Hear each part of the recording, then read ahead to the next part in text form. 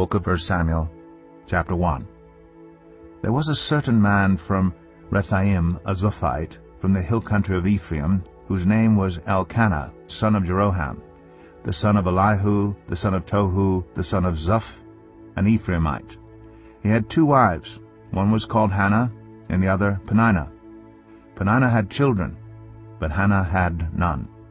Year after year this man went up from his town to worship and sacrifice to the Lord Almighty at Shiloh, where Hophni and Phinehas, the 2 sons of Eli, were priests of the Lord. Whenever the day came for Elkanah to sacrifice, he would give portions of the meat to his wife Peninnah and to all her sons and daughters. But to Hannah he gave a double portion because he loved her, and the Lord had closed her womb.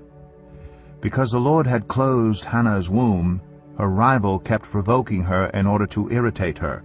This went on year after year. Whenever Hannah went up to the house of the Lord, her rival provoked her till she wept, and would not eat.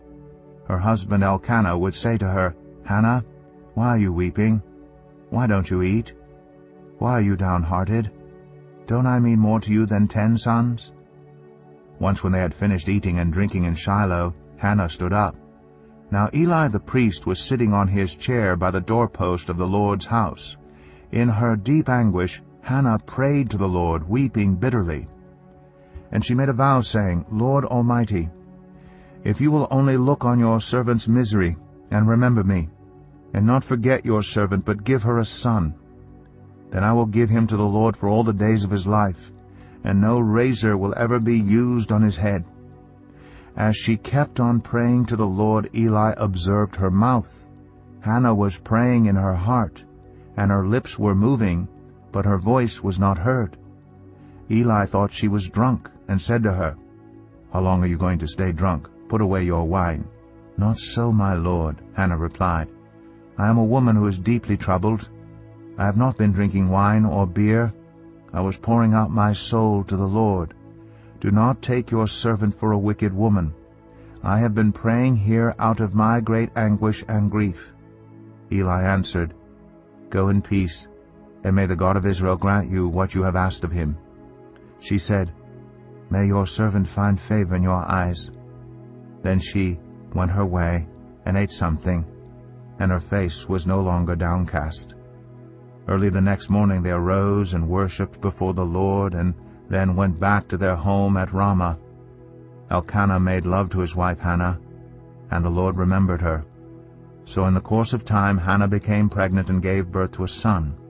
She named him Samuel, saying, "Because I asked the Lord for him." When her husband Elkanah went up with all his family to offer the annual sacrifice to the Lord and to fulfill his vow, Hannah did not go. She said to her husband, "After the boy is weaned, I will take him and present him before the Lord, and he will live there always." "Do what seems best to you," her husband Elkanah told her. "Stay here until you have weaned him. Only may the Lord make good his word." So the woman stayed at home and nursed her son until she had weaned him. After he was weaned, she took the boy with her, young as he was, along with a 3-year-old bull, an ephah of flour, and a skin of wine, and brought him to the house of the Lord at Shiloh. When the bull had been sacrificed, they brought the boy to Eli, and she said to him, "Pardon me, my lord. As surely as you live, I am the woman who stood here beside you praying to the Lord. I prayed for this child, and the Lord has granted me what I asked of him. So now I give him to the Lord. For his whole life he will be given over to the Lord." And he worshipped the Lord there.